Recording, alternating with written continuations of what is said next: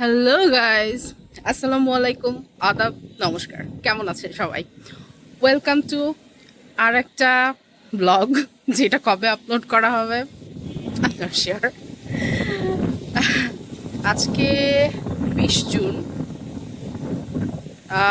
আষাঢ়ের সম্ভবত আজকে পঞ্চম আষাঢ়। দুঃখিত, 5 আষাঢ় না, আজকে 6 আষাঢ়। আমি সাধারণত খুব একটা লম্বা ছুটি পাই না।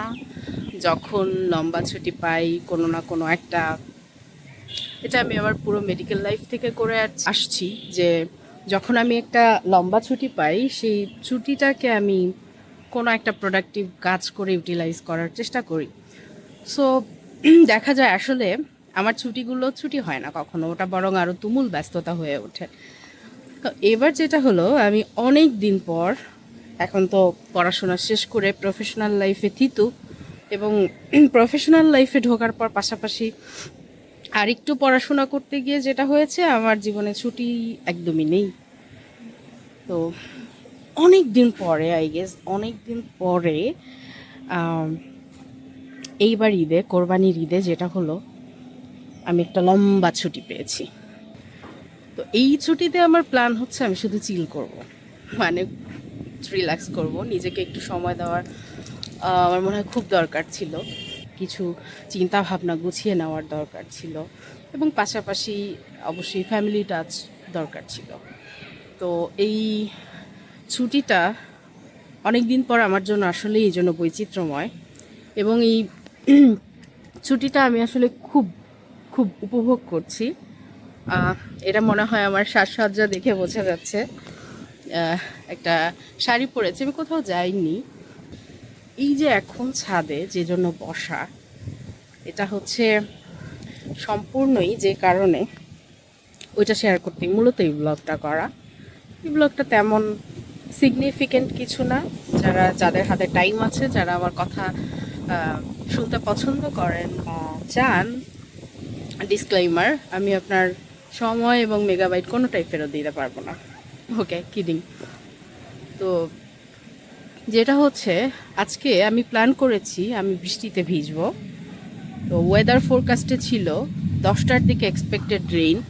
কেন জানি ওয়েদার সরি, আমার এটা ফুল পড়েছিল, এটা একটু আগেই আমি এনেছিলাম শ্যুট করার জন্য। আচ্ছা, ওয়েদার ফোরকাস্টে যেটা থাকে সেটা তো আসলে সবসময় ঠিকঠাক হয় না বা হতে চায় না, আমাদের একটু বুঝে নিতে হয় দেখে। তো মোটামুটি আমি 10টা 11টার দিকে রেডি হয়ে ছাদে চলে আসলাম, এবং এখন বাজে, আচ্ছা আমি দেখি এখন কয়টা বাজে, এখন বাজে 1:11, মাত্র বৃষ্টিটা শুরু হচ্ছে। আকাশের অবস্থাই খুবই চমৎকার, এত ভালো লাগছে। আমি আজকে বৃষ্টিতে ভিজবো, এবং আমি যে শাড়িটা পরেছি, এই শাড়িটা আসলে যদিও মানায়নি থিমের সঙ্গে, এই শাড়িটা ভর্তি শিউলি ফুল। তো আসলে কদম ফুল হলে ভালো হতো, আনফর্চুনেটলি আমার কাছে কদম ফুলের শাড়ি নেই, সুতরাং এই শিউলি ফুলের শাড়িটা পরেই আমি বেশ হ্যাপি। এবং আমি বৃষ্টিতে ভিজবো, যে বৃষ্টিটা আসলে এই যে এখন একটু একটু একটু একটু করে আসছে, পড়ছে, পড়া শুরু করছে। তো অনেক দিন বৃষ্টি বিলাস করা হয় না, আমাদের জীবনটা অনেক বেশি যান্ত্রিক হয়ে গেছে। মানুষ আসলে যত বেশি প্রকৃতির কাছ থেকে দূরে সরে যাচ্ছে বা গিয়েছে, দেখা যাচ্ছে তারা তত বেশি আজকাল অসুখী হয়ে যাচ্ছে। আমি রিসেন্টলি একটা আলোচনা দেখছিলাম, যেখানে বলা হচ্ছিল যে মানুষ মাটিতে খালি পায়ে এখন একদমই হাঁটে না। তো আমি চিন্তা করে দেখলাম আসলেই ঠিক, এটা কিছু ভালো, এটা অবশ্যই ভালো গুণ স্যান্ডেল পরে হাঁটা, কারণ হেলথ ইস্যুজ আছে মাটিতে। আমাদের যাতে হেলমিন্স, মানে আমি যদি বাংলায় বলি, কৃমি না হয়, সেজন্য আমরা এই গুড প্র্যাকটিসটা করি।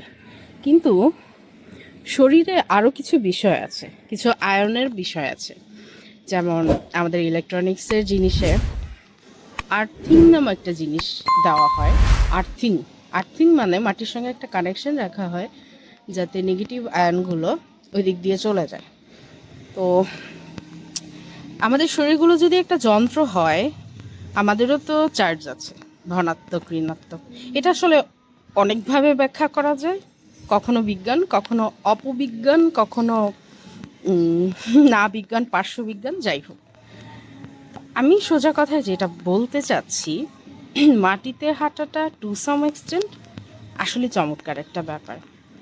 সেটা আপনার নেগেটিভ আয়নটা মাটিতে দূর করে দেওয়ার জন্য হোক, আর মাটির সঙ্গে যদি এটা মনে করেন সৃষ্টি হয়েছি মাটি থেকে, মিশে যাব মাটিতে, সুতরাং মাটির সঙ্গে একটা সম্পর্ক আছে, সেই সম্পর্ক থেকে একটা আত্মার সম্পর্ক আছে, ছুঁয়ে দিলে সেটাও হতে পারে যে আপনি সেই মাটির সঙ্গে মাটিটা মিশে যাচ্ছে, একটা অন্যরকম শান্তি অনুভব করবেন, সেটাও হতে পারে। হতে পারে হাজার হাজার কোটি কোটি বছর আগে আমাদের পূর্বপুরুষরা যারা খালি পায়ে মাটিতে হাঁটতেন, তাদের সেই মেমোরি, সেটা আমাদের মধ্যে থাকতে পারে, সেটা থেকেও আনন্দ হতে পারে। কিন্তু যেটা হোক, মোট কথা আমার বক্তব্য হচ্ছে, আপনি যখন খালি পায়ে মাটিতে হাঁটবেন তখন আপনার এক ধরনের আনন্দ হবে।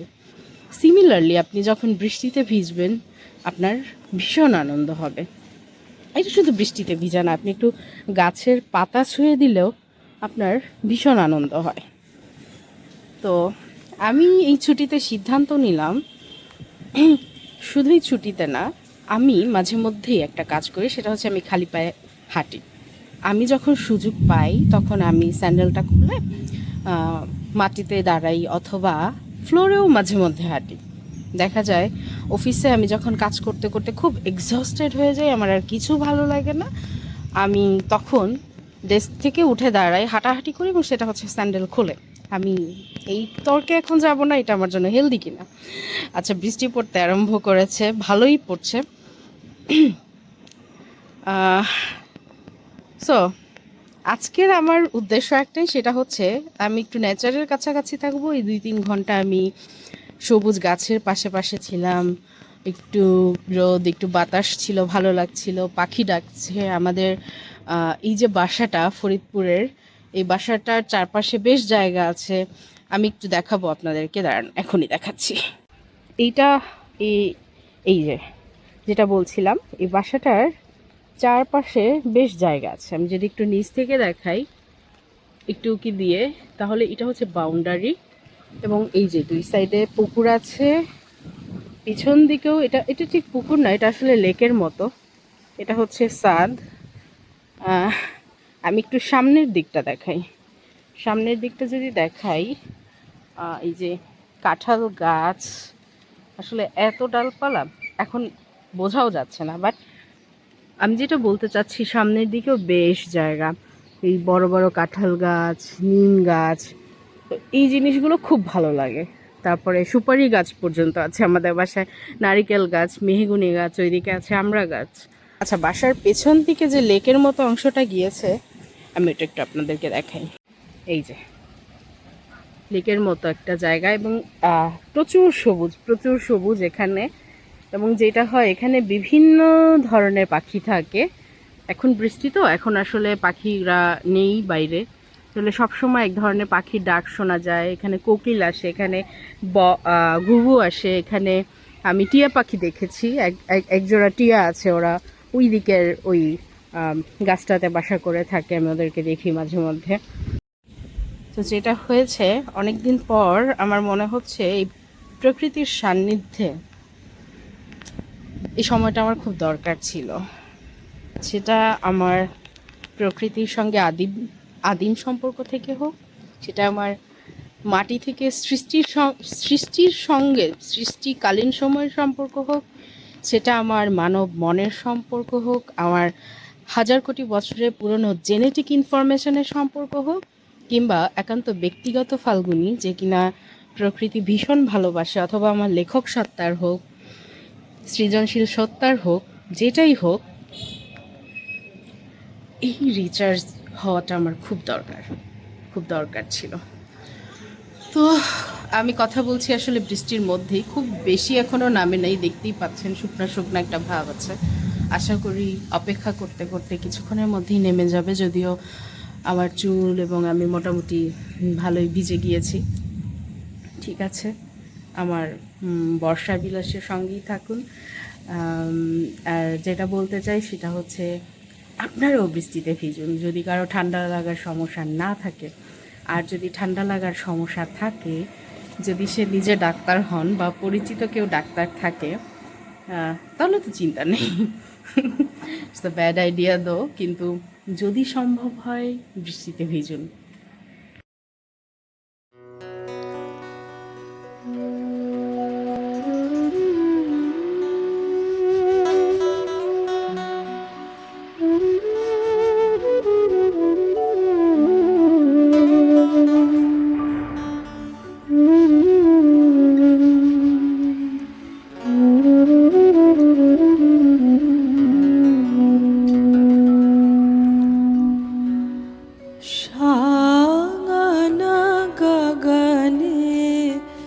ঘোর ঘনা ঘটা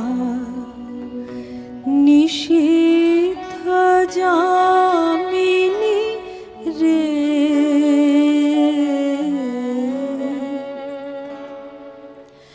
সাঙনা গগনে ঘোর ঘনা ঘটা নিশীথ যামিনী রে, সাঙনা গগনে ঘোর ঘনা ঘটা কুঞ্জ পথে सखी कैसे जावब, कुंज पथे सखी कैसे जावब, अबला कामिनी रे, साङना गगने घोर घना घटा निशीथ যামিনী রে, সাঙনা গগনে ঘোর ঘনা ঘটা।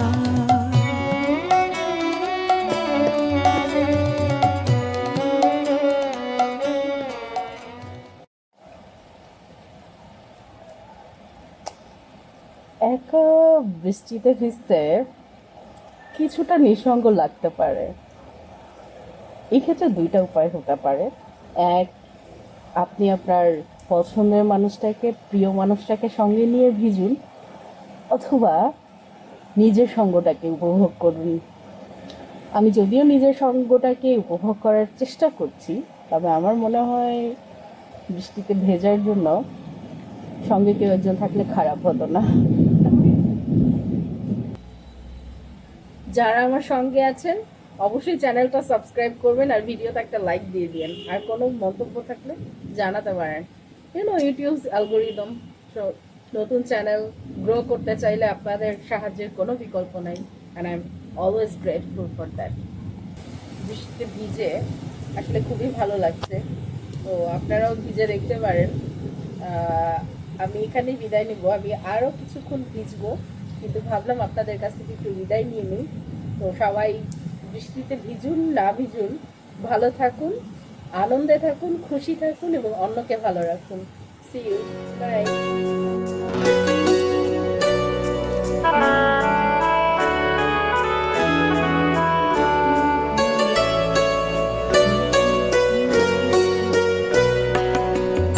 আজ শ্রাবণের আমন্ত্রণে দুয়ার কাঁপে,